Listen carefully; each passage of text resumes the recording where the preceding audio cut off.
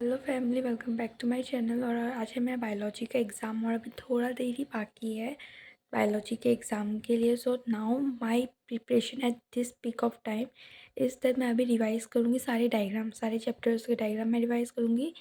Then first of all मैं पहले तो मैं 4 बजे उठी थी, तो मैंने टाइम ये किया है कि मैं 4 से लेके 5:30 तक डायग्राम करूँगी और मैंने मैक्सिमम डायग्राम प्रैक्टिस कर लिया है और अभी कुछ चैप्टर्स के डायग्राम करना बाकी है। देन मैं रिवाइज़ करूँगी सारे चैप्टर्स, रैपिड रिवाइज़ करूँगी एकदम।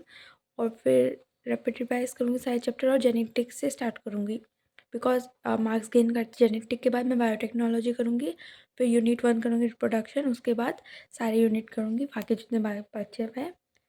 देन आई विल 5:30 तक तो मैं डायग्राम कर लूँगी ना, तो मैं 5:30 के बाद से ही मेरे को 9:30 को पहुँचना है centre. So I will start revising from 5:30 to 8:30।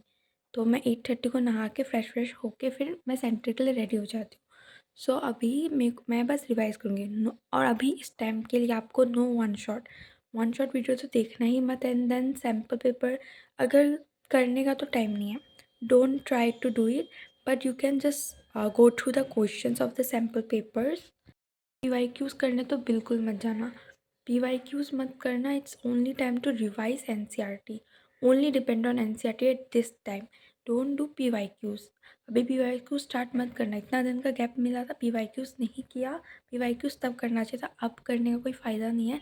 अब आप बस रिवाइज़ करो, बिकॉज जितना आपने रिवाइज़ किया, जितना आपने पढ़ा है, वो सब रिवाइज़ करने से वो आपके माइंड में रहेगा। That will help you in exam. और PYQs करने से फिर आप रिविजन नहीं कर पाओगे, तो रिविजन का टाइम छूट जाएगा। So keep it mind, don't do PYQs and sample paper at this time. And then सारे रिवाइज कर लेना, डायग्राम्स अच्छे से देख लेंगे हम लोग। मैं भी बायोलॉजी के एग्ज़ाम देने जा रही हूँ, तो डायग्राम अच्छे से देख लूँगी। एंड देन लेबलिंग का देख लीजिएगा अच्छे से। एंड देन जो आंसर है, आंसर को पैराग्राफ में बिल्कुल मत लिखना एग्ज़ाम में। Keep write in point wise, okay, point wise लिखना है एग्जाम में। And then use black pens and blue pen to highlight your answer. और अगर किसी चीज़ का आंसर नहीं आता है तो स्पेस दे के लिखना, जिससे वो आंसर लॉन्ग लगेगा।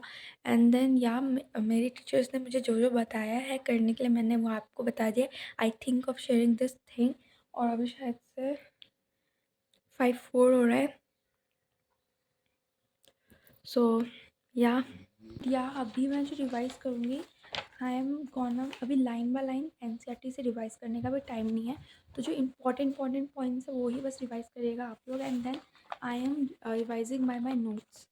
ये नोट्स है जो मेरे कोचिंग से मुझे दिया गया था, and this is very helpful for me. Every important points are given here, so I am going to revise from this notes.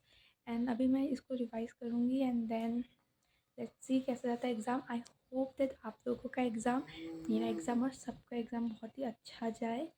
So yeah all the best. इस वीडियो को मैं ज़्यादा लॉन्ग नहीं कर रही हूँ, I just want to give some details to you all, last minute preparation. तो yeah all the best to everyone and bye.